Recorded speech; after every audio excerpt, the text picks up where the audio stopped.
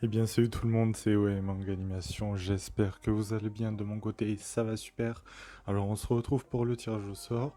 Donc, vous le voyez, il est en train de s'afficher actuellement à l'écran. Donc, je l'ai fait via un site qui prend en compte tous les commentaires qui ne sont pas, je crois, des réponses et qui contiennent le mot, enfin les deux mots, je participe. Donc, voilà. Le gagnant s'affiche à l'écran. Je te laisse me contacter sur Instagram. Ce sera sûrement le plus simple.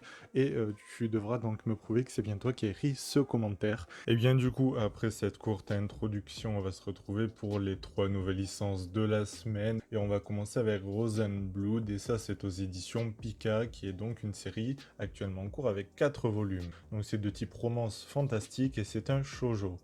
À la suite d'un accident de fiacre, Stella se réveille dans un manoir splendide habité par 4 éphèbes.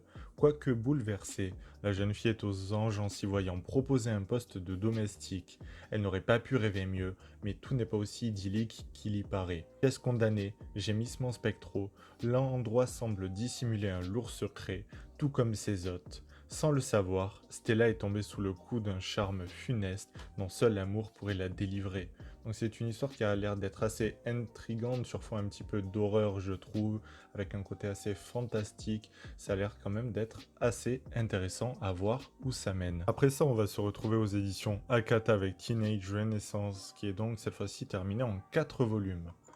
Donc c'est toujours dans leur collection assez décalée que nous propose Akata qu'on va donc retrouver cette série. Et bien donc, malgré ses airs sculpturaux et malgré ses pectoraux, le jeune David est un lycéen comme les autres, c'est-à-dire en pleine puberté. Et comme tous ses camarades de la Louvre Academy, il y est travaillé par ses hormones. Mais le chemin pour obtenir l'amour de la belle Vénus, de Botticelli, sera semé d'embûches. Arrivera-t-il à séduire le cœur de sa dulcinée? Donc c'est une série complètement décalée que va nous proposer Akata. Et on va conclure cette semaine avec l'une des sorties un petit peu événements, Lupin the Third sous format d'un one-shot.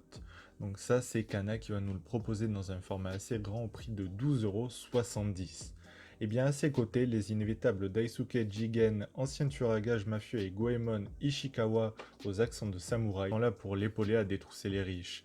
La sublime mais non moins rivale Fujiko Mine et l'inspecteur d'Interpol Zenigata sont évidemment de la partie pour compléter le tableau de ce classique du manga.